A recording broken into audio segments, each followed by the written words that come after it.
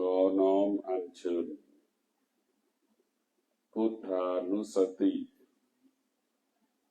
ธัมมานุสติสังฆานุสติมาสถิตในดวงจิตลูกหลานขณะที่นั่งสมาธิเจริญจิตภาวนาขอให้กายและใจของลูกหลานขณะที่นั่งสมาธิให้กายมั่นคงให้ใจหนักแน่นให้ใจมั่นคงให้ใจเบิกบานความสงบเป็นความสุขอันมีค่า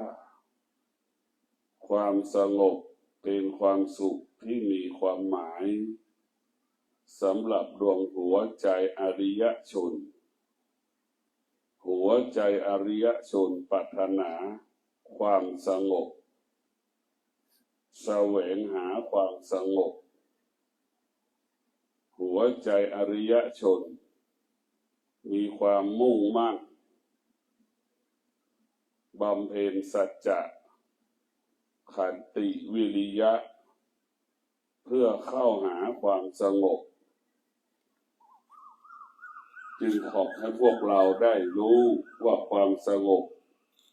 เป็นสิ่งที่มีค่าสำหรับจิตใจของเราจิตใจของเราต้องอาศัยความสงบเป็นอาหารของจิตร่างกายของเรานั้นกินอาหาร5 หมู่จนอิ่มจนเบื่อส่วนจิตใจของเรานั้นมันยังหิวและโหยหาความสงบหิวโหยหาความสงบอยากให้ความสงบนั้นเกิดขึ้นกับชีวิตของตนบุคคลที่มีสติก็จะรู้สิ่งที่เป็นความดีมันต้องการภายนอกแล้วมันก็ต้องการสิ่งที่เป็นภายในก็คือจิตใจของเราส่วนจิตใจของเรานั้นมันหิวเหมือนคนหิวข้าวเราหิวข้าว10 ครั้งเราก็มีกิน10 ครั้งส่วนจิตใจของเรานั้นมันต้องการความสงบหิวเท่าไหร่ก็หาไม่เจอหาไม่ได้เพราะมันมีที่ขายเราจะต้องทำด้วยตัวเราเองอาหารที่เราหิวข้าวซื้อที่ไหนก็ได้มีขายทั่วไปส่วนความสงบนั้นมันไม่มีที่จะขายให้เราไม่มีที่ขายไม่มีที่ซื้อนอกจากตัวเราเท่านั้นตัวเราเท่านั้นตัวเราเท่านั้นจะสร้างความสงบเกิดขึ้นได้เองธรรมะสอนให้เรามีระเบียบสอนให้เรามีวินัยธรรมะ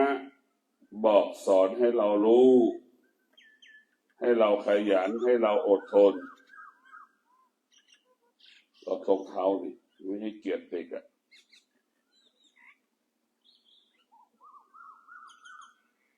ขยันอดทนธรรมะมันบอกให้เราขยันอดทนธรรมะบอกให้เราซื่อสัตย์บอกให้เราซื่อสัตย์